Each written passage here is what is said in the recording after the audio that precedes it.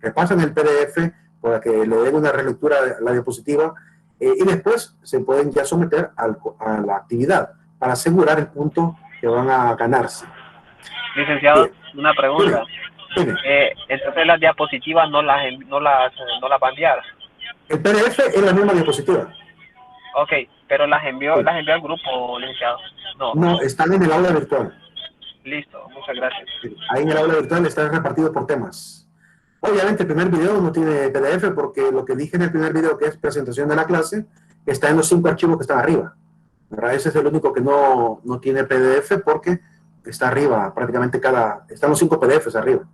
¿Verdad? Pero abajo ya el primer tema 2 y 3 creo que llegamos hasta las ciencias, hasta ahí están los videos. Disculpe, licenciado. Dime.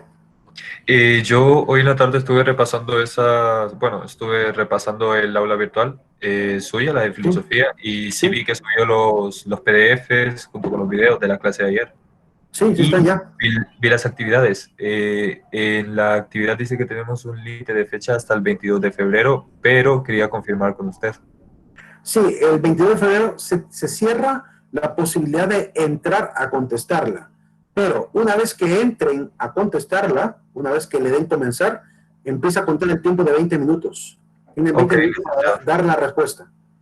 Ok, muchas gracias, solo quería confirmar. Sí, pero para entrar pueden estar, incluso el mero 22, si ya se han dedicado solamente a estudiar, el mero 22 pueden responder las 20 preguntas si quieren, sin ningún problema. Pero lo lógico es mejor ir paso a paso, ¿verdad? Porque si no se acumula después y por la prisa, el nervio puede fallar y pueden perder mucho puntaje.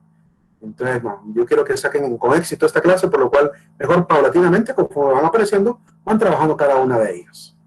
¿Verdad? Una pregunta, licenciado. Dime. ¿Los libros que adjuntó con los cómics son para contestar las actividades o para profundizar el conocimiento de la clase? Sí, para profundizar. Son para consulta, algunos obsequios ahí de libros en PDF que considero valiosos y que podrían servirles a ustedes también, ¿verdad? Se los he colocado por ahí. Les coloqué la novela del mundo de Sofía de Justin Gardner, que ayer lo mencioné, ¿verdad? Ahí está el libro. Son 580 y algo de páginas, 539 o 589 de páginas, por si quieren leerse la novela completa. Les aseguro que es fabulosa, es excelente. La película también, si quieren, se las puedo compartir. Hay una película del mundo de Sofía, pero es que la película siempre es una caricatura del libro. Entonces, es bonita la película también, es un poquito viejita, sí, de los años 90, pero se la puedo compartir de repente. Si ven que aparece un video llamado Película Mundo Sofía, es para que ustedes lo puedan ver ya libremente, quien quiera verse la película. Se lo voy a compartir. Y el libro, que si quiere leerlo mejor, pues mejor el libro, ¿verdad? Son prácticamente obsequios en PDF para que tengan ahí un bagaje de libros. Ah, bueno, muchas gracias. Ok. Pasemos a la objetividad como postulado. Hablar de objetividad hoy en día, con esta visión tan relativista que tienen las sociedades, es bien complicado, Se hizo demasiado popular lo que Martin Heidegger, este filósofo ateo, llegó a decir durante la época de la sospecha, la época del siglo XX. Martin Heidegger llegó a decir que cada cabeza es un mundo. Y como cada cabeza es un mundo, cada persona se forma el holograma que quiere de la realidad que quiere.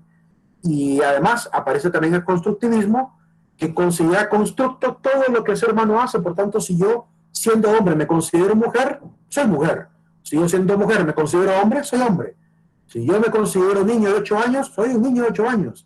Entonces empezamos a tergiversar la realidad, perdemos la objetividad, vamos remando contra corriente de la ciencia y entonces empiezan a generalizar un montón de cosas que obviamente si vivieran los hombres de la ciencia del siglo XIX se sentirían decepcionados de ver hacia dónde llegó la sociedad, porque ellos trataron y se esforzaron porque la ciencia fuera lo más objetivamente posible, y hoy hasta la ciencia se pone en duda, hasta la ciencia se ha puesto en duda. Todo lo que ha venido diciendo la biología, la psicología, todas estas ciencias se han puesto en duda y han generado una cantidad de situaciones tremendas. Luchamos contra corriente, en realidad, contra la verdad, y eso es un peligro grande, llegar a relativizarlo todo. Vamos a conocer cuáles son estos límites del conocimiento, vamos a hablar de la noción de verdad, los tipos de verdad y aquellos criterios que nos van a permitir tener un conocimiento más objetivo que la mayoría de personas.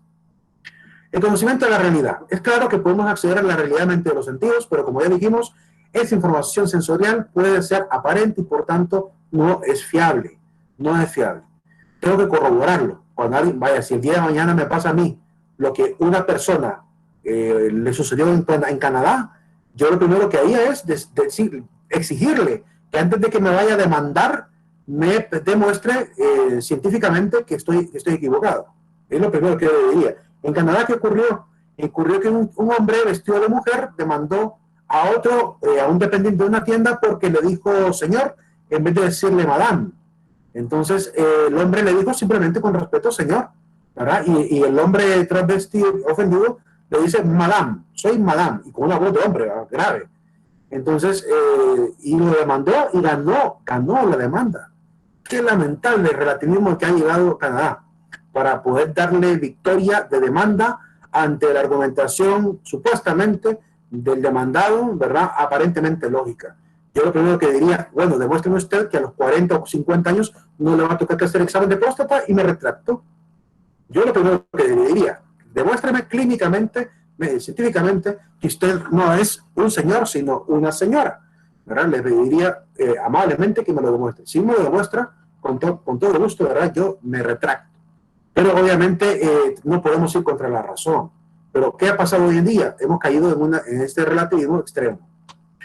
El conocimiento sensorial es poco fiable, por lo cual tenemos que empezar a utilizar herramientas que superen a los sentidos, y en este caso ahí entra a funcionar la lógica. Porque si miramos un efecto óptico como este, donde aparentemente las líneas están pandas, nuestro cerebro nos está diciendo, las líneas como que parece que están pandas. Parece que están pandas porque veo líneas como que más estrechas de un lado y más anchas de otro, ¿verdad? Y si muevo la vista a los diferentes puntos se ve aún más pando todavía.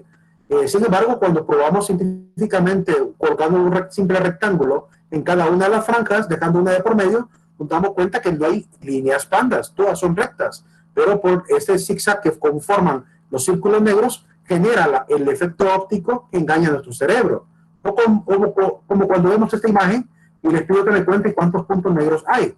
Entonces empiezan a buscar el punto supuestamente negro y cuando voltean a ver al punto donde estaba supuestamente el punto negro, desapareció y solo se ven algunos tonos grises, está cambiando constantemente, por lo cual pareciera que fuera una animación. Sin embargo, no hay tal animación. Si yo coloco un rectángulo encima, color blanco, se elimina el efecto, ¿verdad? Y puedo seguir viendo puntos blancos solamente. Y ya no están cambiando como los que están en el centro. Entonces, es un efecto óptico que está ahí, ¿verdad? Y así hay muchísimos. El ser humano tiene esta dificultad que nuestro cerebro nos impide a veces de demostrar algo con simple observación. De hecho, aparece esta frase anónima que me gustó que dice, dile a un hombre que hay 300 billones de estrellas en el universo y te creerá. Dile que el banco está pintado y tendrá que ir a tocarlo para estar seguro. Una actitud muy infantil, ¿verdad? Cuando algo muy próximo, tendemos siempre a buscar corroborarlo. Y lo que es lejano, pues nos rendimos. Por esa razón hay mucha gente engañada. Hay mucha gente engañada porque no está dispuesta a cumplir con el reto de corroborar lo contrario a lo que alguien está sosteniendo como verdad. Entonces, hay mucha gente alienada en la política, en la economía, en la religión, con partidos políticos, incluso con equipos de fútbol. Siguen soñando que algún día va a ganar la selección de Honduras un mundial. Entonces, es decir, seguimos todavía engañados, ¿verdad? Cuando no aprendemos a ver con objetividad cada fenómeno. Objetivamente yo les puedo asegurar que Honduras jamás va a ganar un mundial, porque culturalmente no estamos preparados para ello. Y culturalmente tenemos una cultura del menor esfuerzo. Y si estamos bajo esa cultura del menor esfuerzo, difícilmente nuestros jugadores van a dar el máximo. Y aunque seamos gente de zona tropical, caliente, que puede adaptarse fácilmente a gran cansancio, sin embargo, aún así, no dan el ancho porque la cultura es la del mínimo esfuerzo. Quieren ganar rápido dinero sin hacer nada. Y esa cultura está en todo. En la política, en la empresa, está en todo. Incluso como estudiantes, aceptamos el mínimo. Pedimos una tarea. Hoy me tenían que entregar una tarea a los chicos y me dicen, licenciado, tenemos que ponerle introducción y conclusión a la tarea. Pues sí, es un trabajo universitario. Debe llevar como mínimo portada, introducción, conclusión y el cuerpo. Como mínimo. ¿Verdad? Por ahí están ellos como que, ay, no, introducción. Les cuesta redactar 3 líneas, que diga, a continuación voy a presentar mi tarea al docente, espero que sea de su agrado. Una simple introducción como esa por lo menos. Hasta algo simple les cuesta redactar. Porque estamos en la cultura del mínimo esfuerzo.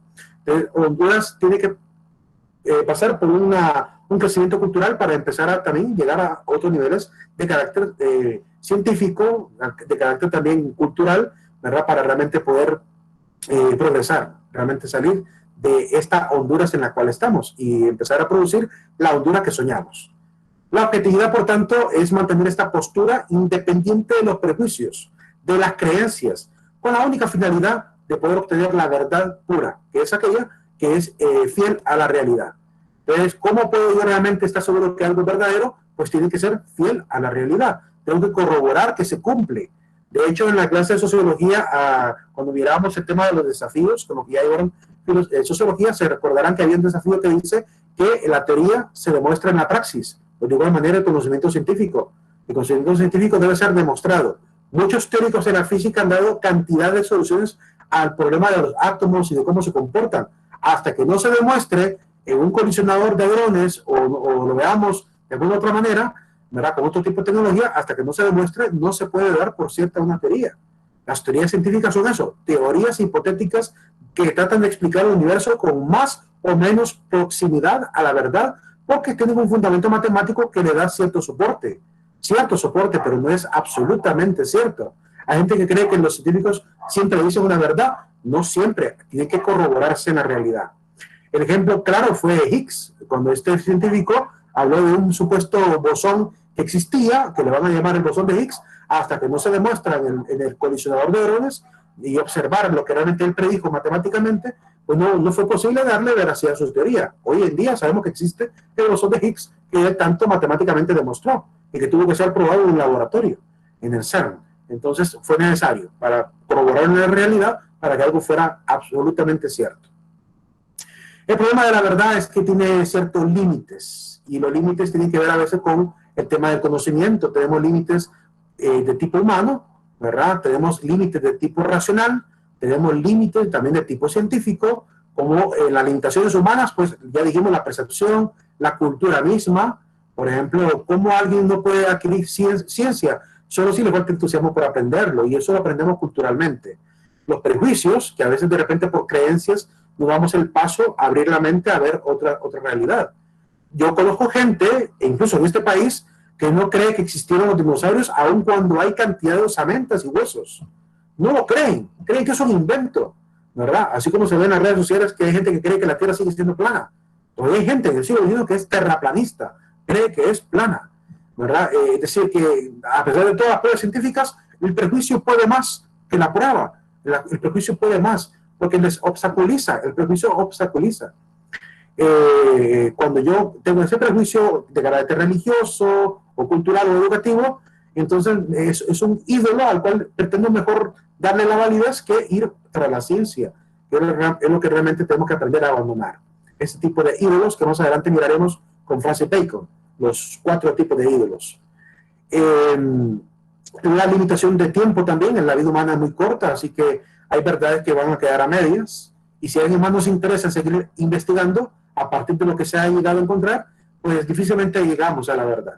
Por eso es que es importante que la comunidad científica se mantenga muy, pero muy unida, porque entre todos, entre varias generaciones, pueden llegar a un buen puerto y ayudar a las futuras generaciones, ¿verdad? Pero si se va cada uno de manera pues muy egocéntrica a ser un investigador independiente, difícilmente va a llegar a algo bueno. Ojo, que no quiero decir tampoco que los que han sido independientes no han logrado algo bueno. Hay algunos que sí lo han logrado, pero no es la mayoría. Lo mejor es que la comunidad científica se mantenga unida a través de congresos, a través de revistas, a través de, no sé, de consejos o comisiones que reevalúen o evalúen cada uno de los hallazgos y vayan condensando en una base de datos todos los avances. Las limitaciones del espacio, el ser humano tiene límites para movilizarse, por lo cual hay cosas que todavía son un misterio para el ser humano. Hay muchos seres, por ejemplo, en el fondo del mar que ni siquiera conocemos. Hay cantidad de fauna, cantidad de flora en el fondo del mar que todavía no podemos conocer, porque no existe la tecnología todavía para llegar a esas profundidades, a las profundidades más altas del mar.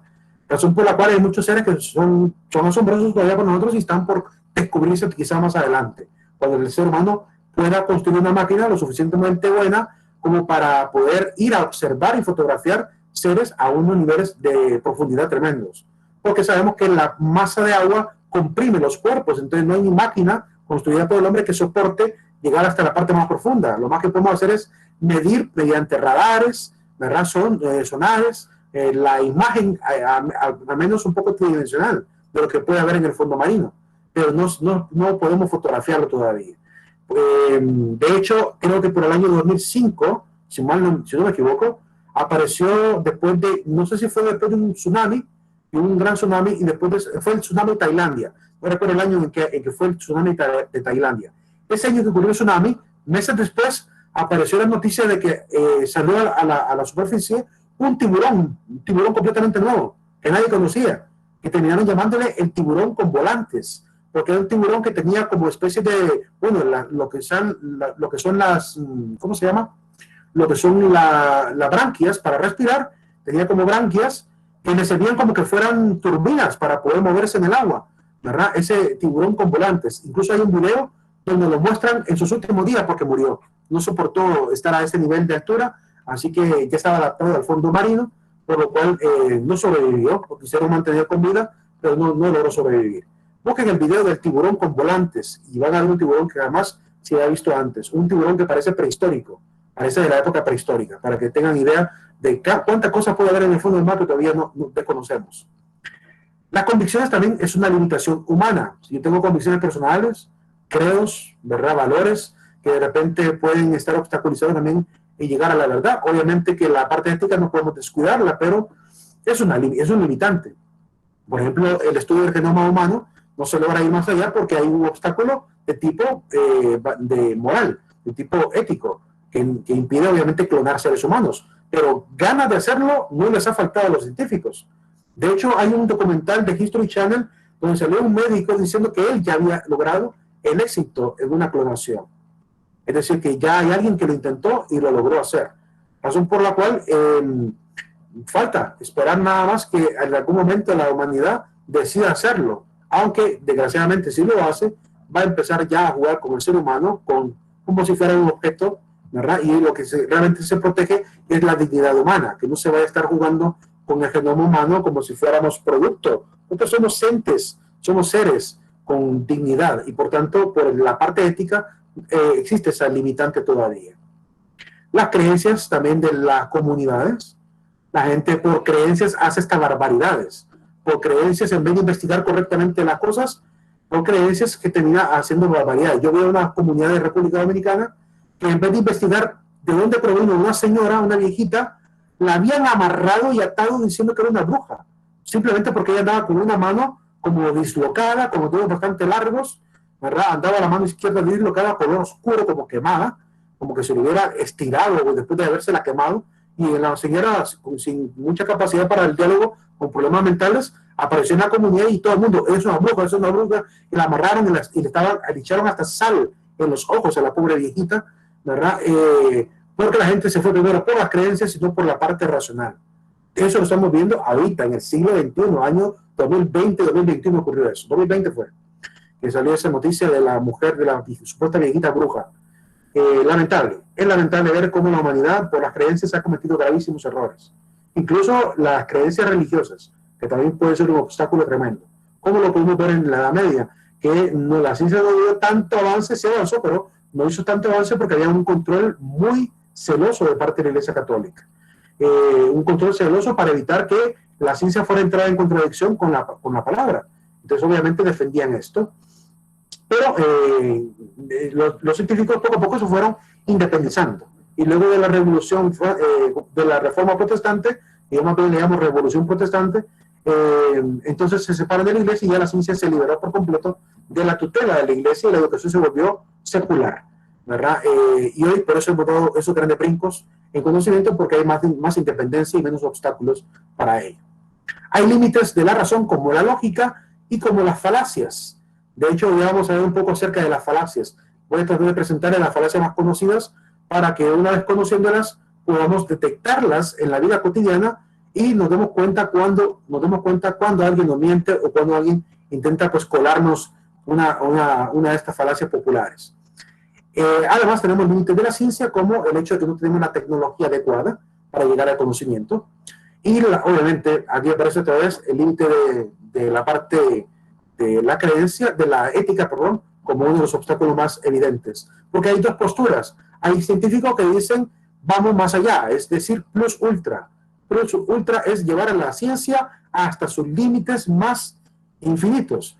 Y hay otra postura científica de otros científicos más conservadores que dicen, no plus ultra, no podemos ir más allá con la ciencia porque podemos poner en riesgo la salud del ser humano. Por ejemplo, me dice ahorita cómo ha resonado por el tema de la pandemia la idea de que la vacuna está fallando, la idea de que el virus fue inventado por los mismos científicos. Hay cantidad de cosas que están sonando en las redes sociales y que nos dejan en la duda, en la incertidumbre. Y si es cierto que la vacuna no funciona y que están engañando a la gente, y si es cierto que realmente los virus han sido creados por el hombre para poder reducir la población, financiados por grandes corporaciones, ¿quién puede negarlo? ¿Quién puede afirmarlo? Es decir, ¿cómo estar seguro de ese conocimiento? ¿Verdad? Pero lo cierto es que hay una discusión ética alrededor de todo este tipo de tecnologías. De hecho, ya les voy a mandar un video que me acaban de mandar de Perú. Es un video de una noticia en Perú, donde una mujer que fue inyectada contra el coronavirus murió de coronavirus, después de haber sido inyectada. Para que vean cómo está la situación. Y el reclamo que hace la hermana de la afinada, ¿verdad? La manera como lo que ella dice, cuando se está quejando, dice algo bien importante que vale la pena que ustedes lo puedan ver. Yo te lo voy a compartir si no lo han visto por ahí. ¿Qué es la verdad? Esa pregunta se le hizo Pilatos a Jesús. ¿Y qué es la verdad? Le dice Pilatos en forma sarcástica a Jesús, cuando Jesús le dijo que él venía en testimonio de la verdad. La verdad para la filosofía, pues es aquel conocimiento que está sin velo, aquel conocimiento que ha sido revelado. Por tanto, lo que es veraz es aquello que es cierto, aquello que obviamente ha sido corroborable, que está conforme al concepto que en la mente ya tenemos. Si en la mente tenemos una idea y la comprueba en la realidad, eso es verdadero. Eso es lo que realmente necesita el hombre para poder demostrar que algo es cierto. Alguien me puede decir, fíjate que yo soy un gorila, pero si tú me demuestras que tiene el ADN de un gorila, yo no le creo. Tiene que demostrarme físicamente que realmente es así, ¿verdad? Si no, no le creo. Ya podrá decir que es un chimpancé, podrá decirme que es un unicornio, podrá decir lo que sea, que quiera creerse que es, pero lo que es en la realidad es otra cosa, ¿verdad? Eso se tiene que corroborar científicamente. Ese conocimiento, por tanto, coherente y objetivo acerca de la realidad. Esa es la verdad, aquel que es veraz, que es coherente, que puede ser confirmable. Hay varios tipos de verdad. Cuando digo varios tipos de verdad, no estoy diciendo que hay varias verdades. No. Simplemente son categorías que ayudan a obtener, que ayudan obviamente a tener certeza de cuándo una verdad está más cerca o está más lejos del absoluto. Hay verdades absolutas. Hay verdades que expresan algo pleno que es innegable dentro de toda la realidad. Por ejemplo, es una verdad absoluta que somos seres humanos. Es una verdad absoluta. Nadie ahorita puede negarme que somos seres humanos. Eso es una verdad absoluta. Si alguien puede presentarme una prueba que demuestre que no somos seres humanos, le creo. Pero mientras no me la presenten, eso sigue siendo una verdad absoluta. Por lo cual, las verdades absolutas existen, aunque no lo queramos aceptar. Es una absoluta verdad que usted para salir de una casa o necesita tener alguna pared con un agujero, o una puerta o una ventana. Si no, no va a poder salir jamás de ese cubo. Es una absoluta verdad. Es una absoluta verdad que necesitamos mover los pies para caminar, o al menos una tecnología para movernos. Son verdades absolutas cotidianas, ¿verdad? Es una verdad absoluta que estamos platicando en un idioma. El idioma es español, ¿verdad? Es un castellano. Malo, bien hablado, pero es un idioma. Nadie puede negar esa absoluta verdad. Entonces, verdades absolutas se refieren a aquellas que son plenas, que no pueden ser confirmables como contrario. Es decir, no pueden ser refutables. La verdad relativa, por otro lado, es aquella que está incompleta, aquella que está inacabada, que es indefinitiva, ¿verdad? Que no es definitiva, que depende de un punto de vista.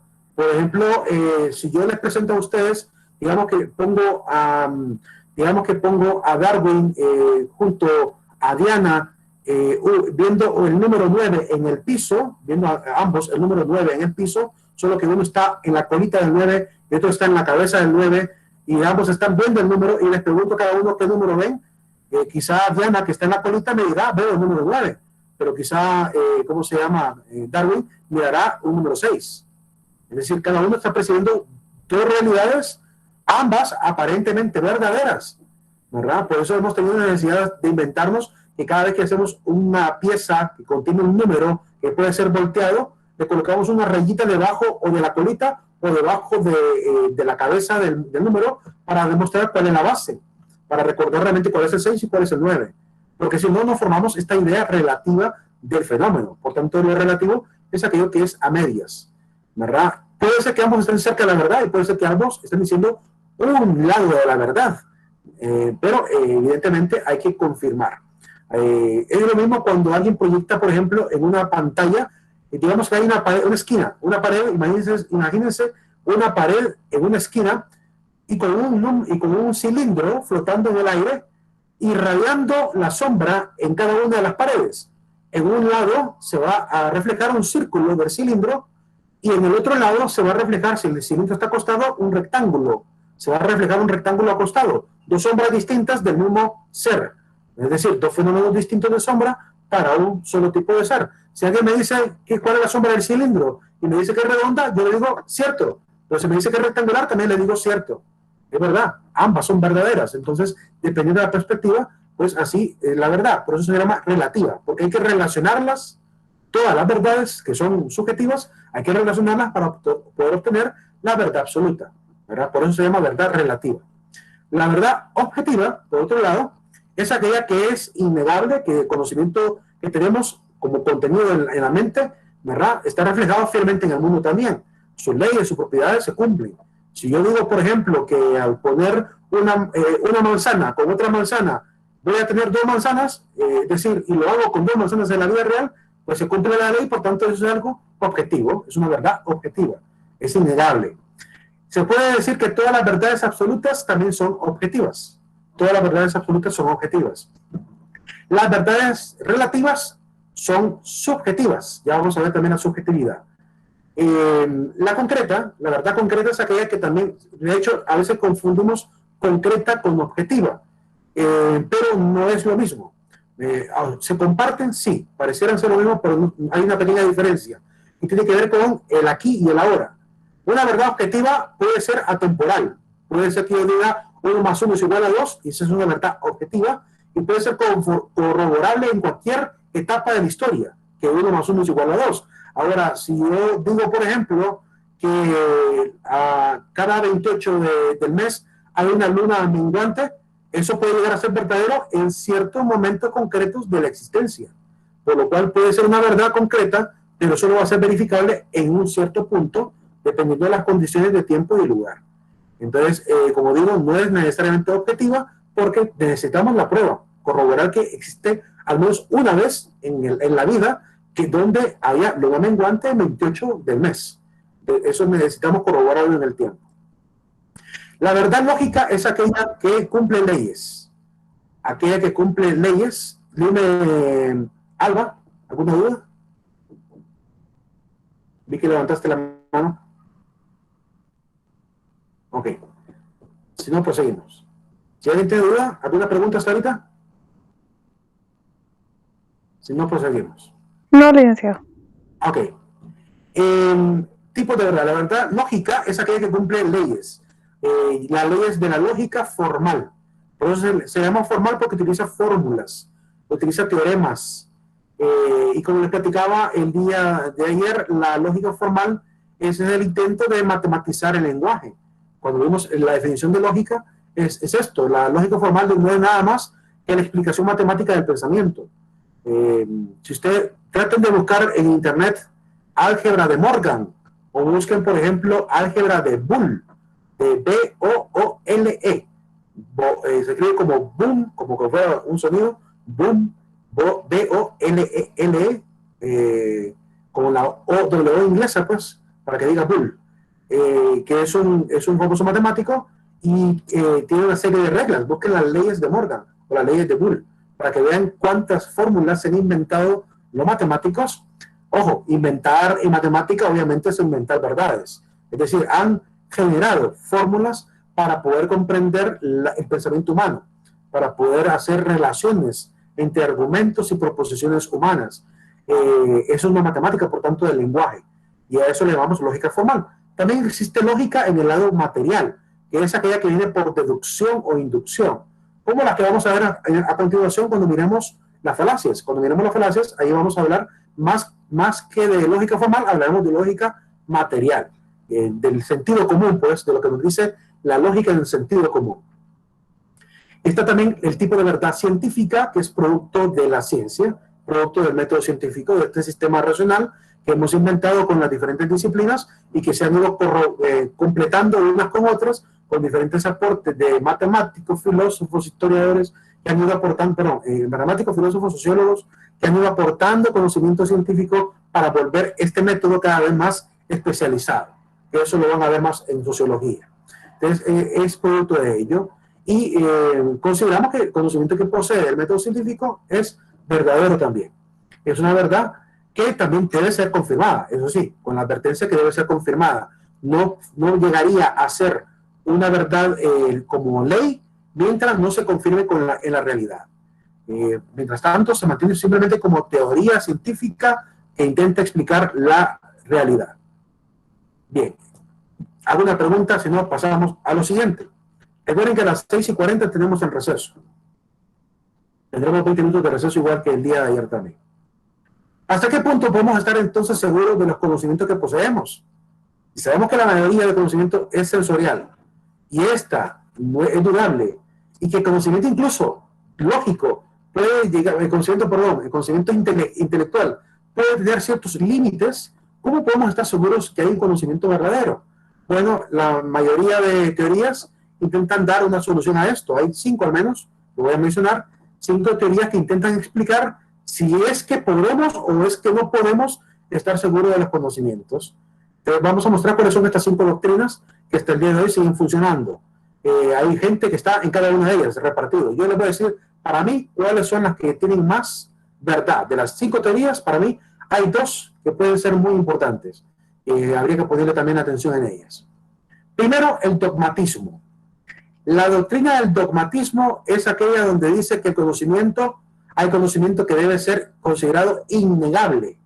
Hay conocimiento que es tan absoluto que es irrefutable y por tanto debe ser creído como tal. Por tanto, está basado en el dogma. El dogma es una doctrina que se considera innegable, que se considera establecida por una autoridad y basado pues en la confianza que tenemos sobre esa autoridad, entonces le damos obviamente la razón de que están diciéndonos la verdad. Como las verdades, por ejemplo, de las religiones. Todas las religiones, católicas y protestantes, musulmanas, taoístas, todos tienen dogmas, todos, budistas, todos tienen dogmas. Están en sus libros sagrados, están también en sus escritos donde el magisterio de cada religión, ¿verdad? Las comisiones teológicas o lo que quieran ver, que se han organizado para debatir cada tema de la fe o de la creencia o de la doctrina, pues han llegado a sistematizarla, a escribir libros que condensan en qué cree la iglesia o en qué cree la religión. Por ejemplo, en el mundo católico tenemos el catecismo de la iglesia católica, donde la gente tiene en ese catecismo la síntesis de la fe cristiana, que está obviamente acompañado de citas bíblicas, acompañado del aporte de que los santos o los hombres cristianos a lo largo de la historia han ido aportando para esclarecer también lo que la palabra nos dice, lo que el mismo magisterio de los papas han llegado a decir. Y el conocimiento se considera innegable. Católico que quiera ser católico tiene que creer el catecismo, tiene que realmente leerlo, estudiarlo y saber por qué está diciendo la verdad en la iglesia. Evidentemente es un tema de estudio teológico.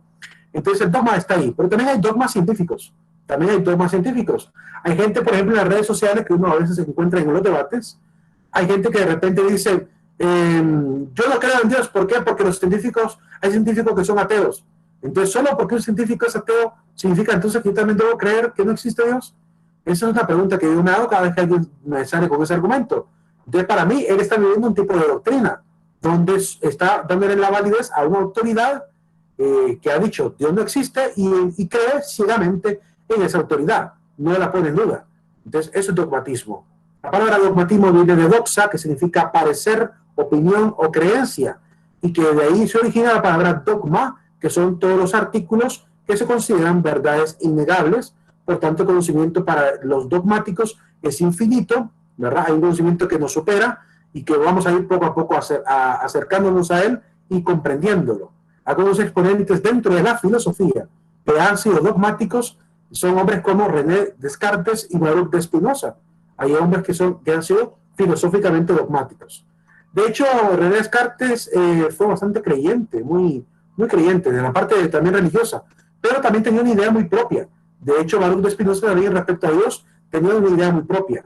El Dios de Spinoza es un Dios muy parecido a lo que llamamos panteísmo, la idea de que existe un ser que se ha repartido en los seres, que el universo mismo es el Dios, es decir, que el universo está metido ahí, entre las cosas que existen. Así que la forma en que él ve la realidad es muy dogmática también, ¿verdad? Y quienes quieran seguir a Baruch de Spinoza, obviamente tendrá que aceptar esta premisa que él presenta como fundamento para hablar de la realidad. Entonces, de igual manera con René Descartes. La siguiente forma en que doctrina que trata de presentar la idea de que el conocimiento puede o no puede ser conocido como algo verdadero es el escepticismo. En el escepticismo aparecen filósofos que dicen que todo hay que examinarlo. De hecho, la palabra escepticismo viene de skeptestai, que significa examinar en griego. Skeptestai, de ahí viene escéptico también. Es alguien que duda por cierto algo, sino que siempre tiene que pasarlo por la duda. Por tanto, para el escéptico nada es absoluto, todo tenemos que pasarlo por revisión racional, debemos dudar de todo, y llegará a agregarle a esta frase, René Descartes llegará a decir, debemos dudar de todo menos de que estamos dudando, más adelante. Pero será hasta la época moderna donde le van a agregar este detalle.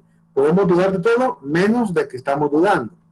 Es necesaria la comprobación y evidencia. Hay una desconfianza sensorial, como Platón, de ahí viene también un poco la influencia de Platón. Los dogmas son cuestionables, por tanto, no existen verdades absolutas para ellos. Conlleva, por tanto, al subjetivismo. Solo es verdadero aquello que pasa por mi mente y que yo puedo comprobarlo racionalmente. Eso es lo que cree el escéptico. Además, hay algunos exponentes de esta escuela, como Pirrón de Elis, Parménides, ¿verdad? Y es importante destacar el hecho de que para ellos el escepticismo radical, el creer ciegamente de que la duda es lo único que importa, también es una contradicción lógica. Si yo digo que debemos dudar absolutamente de todo, automáticamente al decir absoluto, estoy aceptando que hay algo que es indudable. Entonces no todos podemos dudar, porque si hay algo que es indudable, significa que la duda no siempre va a funcionar. Entonces, por esa frase famosa que dicen los famosos escépticos, no hay verdades absolutas, si fuera absolutamente cierto que no hay verdades absolutas, esa absoluta verdad es una verdad absoluta. Entonces hay una contradicción lógica del mismo argumento, ¿verdad? Llegar a negar la verdad absoluta es una contradicción lógica. La siguiente escuela es el criticismo, una escuela que nos dice que el conocimiento es limitado, nunca es definitivo, y por tanto hay que irlo confirmando, hay que cuestionarlo, hay que criticarlo, para ir corrigiendo los errores. El representante de esta escuela es Immanuel Kant, el famoso filósofo de la época posterior al Renacimiento, ya en la época moderna, Immanuel Kant. Debe haber una justificación racional y debe haber un examen, un test, una prueba. Hoy hablamos en el ámbito científico de hacer pruebas, de hacer ensayos, para confirmar lo que creemos por hipótesis. Y ahí pues presento como único ejemplo a Kant como el exponente de este tipo de escuela. De hecho, él tiene 3 obras que se llaman así críticas. La crítica a la razón pura, crítica a la razón práctica, crítica del juicio, ¿verdad? La crítica de Reinen Vernunft y la crítica der Praktisken, la crítica de la razón práctica. También hay un juicio, hay una crítica llamada la crítica de la estética y la crítica del juicio también. Una obra de la estética y crítica del juicio. Más adelante hablaremos un poquito de él y de qué establece cada una de sus obras. La cuarta escuela es el relativismo. Los relativistas dicen que todo es subjetivo, lo real no tiene base permanente, por tanto es cambiante, lo que para ti es verdad, quizá para mí no lo sea, el absoluto es inalcanzable, no existen verdades universales, son un poco como los escépticos, el conocimiento es válido según el contexto, depende del contexto. Por tanto, quizá para ti vestir de una manera sea válido, pero para mí no es válido. Quizá para alguien andar con saco y corbata, eso es ser ético. Quizá para mí la ética va más allá de la vestimenta. Es decir, la percepción de lo que significa ser ético es variable dependiendo del nivel académico, mental o incluso a nivel de las condiciones personales. Esa es la actitud del relativista. Hay exponentes como los mismos sofistas, los famosos filósofos con los cuales va a debatir Sócrates al inicio. Son los grandes maestros de la antigüedad. La quinta postura acerca del conocimiento es el perspectivismo. El perspectivismo nos dice lo siguiente. Permítame. Pensé que eran ustedes los que estaban mandando un montón de mensajes. Bien, después miro los mensajes. Si me han enviado mensajes y no les he contestado, después les contestaré. No se preocupen que voy a dar respuesta a cada duda. El perspectivismo. Esta es la postura que les platicaba. Miren, ahí está la imagen del cilindro. No me acordaba que tenía la imagen del cilindro más adelante. Ahí está el cilindro mostrando la sombra redonda y la sombra rectangular o cuadrada. Dependiendo si es largo el cilindro o es corto, ¿verdad? Es la figura que se va a generar. Y la verdad es el cilindro. Entonces, cada verdad está ahí como verdad según la perspectiva. El exponente de esta forma de pensamiento se llama José Ortega y Gasset. Gasset con doble S. Cada sujeto tiene su propia visión de la realidad. Es respetable que cada uno tenga su opinión, pero cada visión percibida de manera parcial tiene que ponerse, pues, obviamente, o se pueden unir. Si son contrarias, tiene que haber una verdad entre ambas, si son contrarias. Pero si son parciales, hay que unificarlas y ver si realmente ambas son parte de la verdad. Entonces, este es el trabajo que hay que hacer, el trabajo del diálogo, donde todas las perspectivas pueden ser verdaderas y, por tanto, tenemos que relacionarlas a ver si llegan a tener un punto de inflexión donde se relacionen. La reunión de todas ellas es entonces la verdad absoluta. El cilindro es la verdad absoluta de ambas sombras. El exponente, pues, José Ortega y Gasset. Esa es la quinta perspectiva. Si me preguntan ahora cuál de las escuelas que acabamos de mencionar son las que serían más valiosas para la filosofía, son estas últimas dos, el criticismo y el perspectivismo. La tercera que yo podría mencionar tiene que ver, pues, no con la filosofía, sino con mi fe, que sería el dogmatismo. Yo sí creo que hay verdades dogmáticas, que hay cosas que son innegables dentro del punto de vista de la teología, por lo cual, obviamente, voy a apoyar también una parte dogmática, pero no todo lo que se diga dentro de la enseñanza de una iglesia necesita ser considerado dogma. Algunas simplemente pueden ser interpretaciones de la verdad, por lo cual puede estar en tela de juicio y se puede perfectamente poner a examinar, ¿verdad? Por lo cual ahí, pues, el perspectivismo podría entrar a funcionar como una herramienta para ir depurando en el dogmatismo aquello que puede ser realmente verdad absoluta y lo que no. Por lo cual, vean que el perspectivismo sí cree que hay verdades absolutas, pero como digo, hay que tratar de luchar por alcanzarlas, ¿verdad? Se debe relacionar. Yo creo que a nivel incluso de la moralidad, a nivel de la ética, tenemos que también poner a funcionar la crítica, pero también la perspectiva, para poder hacer que todas las ambigüedades morales que hoy tenemos en la sociedad, donde tenemos países en los cuales en un lugar hay un tipo de comportamiento que se ha legalizado y en otros no. Por ejemplo, hay países donde el aborto es legal y países en los que no. Yo creo que tenemos que entrar en este diálogo sincero de buscar la objetiva ética, que se adapte muy bien, pues, a la defensa de la vida, se adapte muy bien a la defensa de la dignidad y también al cuidado de la mujer, ¿verdad? Que eso es lo que en definitiva muchos andan persiguiendo con el tema del aborto. Yo creo que el tema, ambas posturas, pro y contra aborto, ambas posturas tienen puntos de validez que tienen que ponerse a dialogar seriamente, más allá de la parte visceral que cada uno pueda sentir, para encontrar la solución, ¿verdad? ¿Qué hacer cuando una chica es violada? ¿Verdad? ¿Será que el aborto es la única alternativa o habrá más? ¿Verdad? Porque no creo que un trauma se alivie con otro trauma, porque el paso por un aborto no es nada tampoco que no vaya a provocar trauma. Claro que es traumático, ¿verdad? Como cualquier accidente o cirugía, claro que realmente puede producir un trauma en la psicología humana, por lo cual hay que luchar por buscar una alternativa intermedia entre ambas posturas, defender la vida tanto de la mujer como la del ser que está siendo gestado y a la vez ayudando a la persona que quizás ha sido dañada socialmente por un irresponsable o un criminal. Tiene que haber, por ejemplo, yo me asombro cuando alguien propone el aborto, pero no propone que haya leyes duras para los violadores. Me parece interesante esa situación, que por un lado proponen el aborto, pero no están pidiendo leyes duras. Yo, por ejemplo, soy de los que estaría completamente a favor que si alguien es demostrado con toda el arte de la ciencia forense, de la parte del derecho, se llega a demostrar que realmente fue violador, ¿verdad? Que le caiga todo el peso de la ley y le den cadena perpetua. Yo estaría totalmente a favor de que la ley sea dura contra quien cometa un crimen como eso, igual con la pedofilia, igual con cualquier otro trastorno que provoque graves secuelas en la psicología de un inocente. Estaría totalmente de acuerdo, pero no veo a estas feministas que proponen el aborto luchando por esa parte. La veo más por el lado de repudiar nada más al violador, pero no le están exigiendo al Estado que sea duro en el castigo al violador. Muy pocas lo harán, muy pocas lo harán. No digo que todas, pero muy pocas lo están haciendo, ¿verdad? Está como que están más luchando por el tema del aborto que por endurecer las leyes. Lo mismo pasa con el narcotráfico, ¿verdad? La gente más bien, en vez de volver las penas contra el narcotráfico más duras, las están ablandando, como pasó aquí en Honduras. Aquí en Honduras el código penal que estaban a punto de sacar estaba a punto de volver muy liviana la pena contra el tema del aborto, contra el tema de la penalización por el narcotráfico. Es que increíble que cuando debe ser dura la ley, más bien están proponiendo salvar prácticamente al criminal. Y yo creo que es al revés.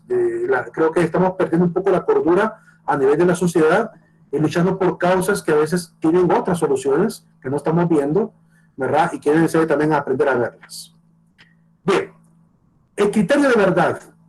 ¿Qué punto de partida podemos tener para poder empezar a definir que algo es verdadero? Demostrar la verdad o la falsedad de un argumento. ¿Qué podemos hacer? Bueno, aquí les presento yo en esta pequeña imagen. Voy a ampliar un poquito. Ahí se ven las tablas de verdad que se utilizan en la lógica formal. También se utiliza en la parte de circuitos lógicos para la parte de lo que aprenden circuitos integrados. Y comienzan viendo una parte que es puramente lógica. Después se van a ir a la parte técnica, pero inicialmente tienen que ser formados en la matemática implícita detrás de un circuito lógico. Y estas son las tablas de verdad. Y se utilizan para deducir cuándo una orden va a ser verdadera, es decir, va a estar encendida, y cuándo va a ser falsa, es decir, va a estar apagada. Cuándo va a ser 1 y cuándo va a ser 0. El verdadero es un 1, el falso es un 0.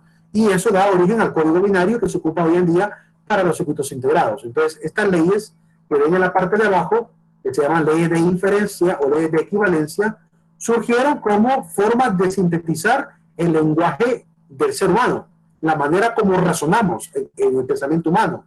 Lo que ustedes están viendo ahorita, que aparecen un montón de fórmulas de letra P y Q y un montón de símbolos, algunos de ellos quizás hasta desconocidos, estas fórmulas son para poder demostrar la veracidad o la falsedad de un argumento, pero también se utilizan en la producción de circuitos para poder corroborar cuando una orden de un circuito en un procesador puede dar una orden positiva y cuando puede dar una orden negativa.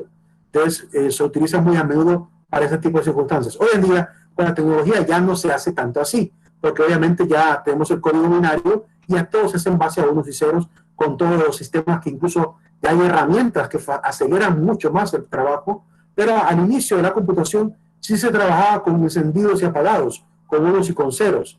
No sé si ustedes han escuchado hablar de las famosas computadoras de tarjeta perforada, que eran tarjetas en cartulina, que le hacían hoyitos, y donde estaba cerrado era un 0, donde había un hoyito era un 1. Entonces la computadora leía esa bandita, ese como cinta perforada, y la leía y era un montón de órdenes. Los primeros códigos que se van a escribir de computadora se escriben en ese tipo de lenguaje de programación, con tarjeta perforada. Fortran creo que le llaman a ese lenguaje de programación, ¿verdad? Así comienza la computación, con unos y con ceros. Todo gracias al esfuerzo filosófico por entender el lenguaje, que después se transforma en sintaxis y después se transforma en lenguaje de programación.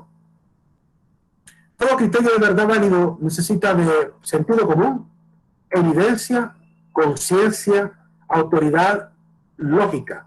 Necesitamos estos 4 elementos: sentido común, evidencia, conciencia, lógica y autoridad. La conciencia, ¿por qué es importante? Porque tenemos que tener ética para poder hablar de la verdad.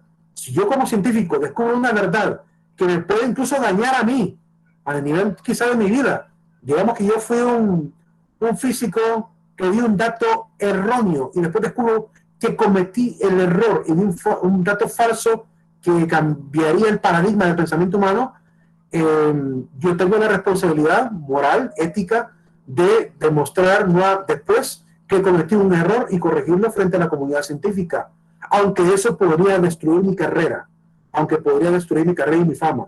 Pero obviamente ahí tiene que ver con las convicciones éticas de la persona. Si yo valoro más ser coherente con mi ética antes que andar dando ilusión con éxitos, pues obviamente tengo que ser consciente y coherente. Por eso es necesario la conciencia.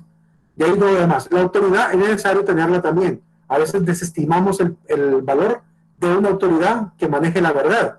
Miren, por ejemplo, a nivel de lenguaje, tenemos una autoridad que se encarga de decirnos cuándo un lenguaje ya forma parte de los idiomas y cuándo no. En el caso del castellano, tenemos la Real Academia, que se encarga de decir cuándo un lenguaje es válido y cuándo un lenguaje no. Y a muchos no les gusta el papel que juega la Real Academia, aunque la Real Academia no está para servir de juez. La Real Academia solo está para confirmar académicamente que una palabra o ¿cómo se puede llamar? Una palabra o una acepción o concepto ya es válido en el idioma. Es decir, lo único que hace es ratificar que algo ya es popularmente aceptable, porque hay una gran mayoría de personas que ya lo manejan como un parte del lenguaje común, lenguaje cotidiano. Y así como el lenguaje se va volviendo cada vez más también flexible conforme avanzan las generaciones. Entonces, por esa misma razón, la autoridad es importante para tener un horizonte, ¿verdad? Para realmente no cometer errores también. Igual en la ciencia, tiene que haber comunidades científicas con comités de ciencia que determinen cuándo algo es aceptable o cuando algo realmente está falseando. Hay revistas científicas que se encargan de pasar a la comunidad y a la divulgación solo aquellos artículos que realmente han sido evaluados como importantes, ¿verdad? El papel de las revistas científicas es ese, compartir obviamente conocimiento importante y válido, ¿verdad? Para eso necesitamos tener siempre una autoridad. A nivel de las iglesias y religiones también es necesario tener una autoridad que sea obviamente casi democrático, ¿verdad? Que sea una autoridad democrática que permita obviamente ayudar a alcanzar aquellas verdades que quieren mantener en el conjunto para que haya paz y armonía, para que realmente no haya división, para que el conjunto de sociedad se lleve muy bien. Entonces es importante también hacerlo. Por cierto, ahorita que mencioné el tema religioso, en la Iglesia Católica sí lo tenemos. En la Iglesia Católica se llama Magisterio de la Iglesia, el conjunto de cardenales, obispos y sacerdotes que son eruditos en teología, en Biblia, en diferentes disciplinas ligadas a la teología y a la palabra de Dios, que se encargan de entrar en esta interpretación desde la historia, la lengua, toda la documentación histórica que hay alrededor de la experiencia espiritual y religiosa para poder determinar cuándo algo puede ser ya confirmado como una verdad para la Iglesia y cuándo no. Y obviamente si es democrático, porque aunque hay jerarquía, que pareciera que no es democracia, sí la hay. Y les digo por qué. Porque para ser sacerdote, ¿qué ocupo yo? Querer. Si yo quiero ser sacerdote y entrar a la jerarquía de la Iglesia Católica, tengo que sentir en la vocación y me meto a estudiar y me hago sacerdote. Y si soy suficientemente capaz como para que los demás hermanos en el presbiterio o en el episcopado vean en mí a alguien idóneo, me mandan a llamar. Me dicen, bueno, usted realmente es idóneo. Y si alguien, ya siendo yo obispo, ve que soy idóneo para ser cardenal, entonces los demás me presentan para ser candidato a cardenal, los que ya son cardenales. Y si alguien es, ¿cómo se llama?, ya cardenal, puede ser elegido para ser papa. Entre todos los cardenales se ponen de acuerdo democráticamente para elegir al papa. O sea que no hay cargo en la Iglesia que no se haya adquirido mediante un proceso prácticamente democrático, de conjunto, colegiado. Eso es importante. Bien, pasamos a la parte de las falacias. Vamos a ir a un receso, son las 6:51. Vamos a volver a las 7:11. Vamos a volver a las 7:11, jóvenes. Vamos a hacer un pequeño receso antes de ver el tema de falacias. 7:11, volvemos. Está bien, licenciado. Está bien, máster. Listo. Está bien, Olivia. Gracias, Mar. Ok, pueden salir y volver a entrar cuando quieran, ¿verdad? Para que no Muchas gasten sus gracias. medios. ¿A qué hora volvemos a entrar al máster? 7 y 11.